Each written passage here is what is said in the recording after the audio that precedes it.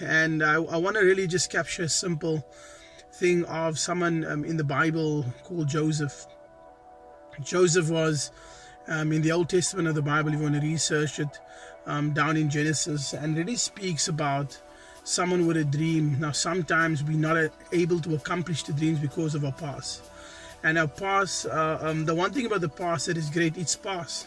It doesn't have to repeat itself, but for many of us, it begins to communicate to us the failures of the past. And I want to say, in order for you to begin to succeed, you need to start prepping yourself and beginning positioning yourself to succeed. And I think the great thing, if you look at the life of Joseph, the Bible says that he had a dream, and Joseph was called a dreamer. And one of the big problems he had is that came from his very household, came from his brothers, those very close to him. Sometimes the hurt in our life may be coming from the very household of our friendships, the people that we trust. But the question is, are you willing to let go of the things that hurt you so you can move forward?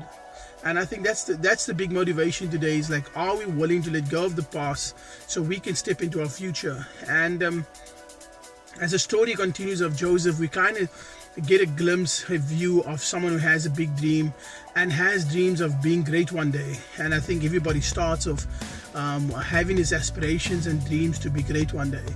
And things begin to happen in his life, like things begin to happen in our lives that doesn't really communicate or doesn't really affirm or confirm the very way we feel. And what he does, he begins to just navigate through life, and with the help of his brothers, he gets sold into slavery, and he gets sold twice over, and he gets to a house, and his life journey begins. And to the point he gets put into prison, falsely accused. And then what happens with Joseph is he's then before the king, and he has the ability to trust God to interpret dreams. Cutting a long story very short, and then he's promoted to Prime Minister of Egypt at the time. And what is happening in Egypt is that there's a huge starvation that's about to come, and they're about to capture all the grain, and he begins to solve the problems of which he had a dream at the age of 17, and at the age of 30 he begins to propel and walk in the dream. And if you look at that over there, he begins to save the very people who sold him into slavery. Sometimes setting yourself free allow the very people who want to keep you in bondage, you begin to help them to set them free. So setting your past free actually lets go of many other things as well, has this ripple effect. And his brothers now come to him, not understanding it is him. He's the Prime Minister of Egypt, and then would love to do business. And in all of this, he recognizes them and they don't recognize him. And then he tells them exactly who he is, and they're like, surely we're going to get exactly what we deserve. And he says to them that God's plan succeeded your plan.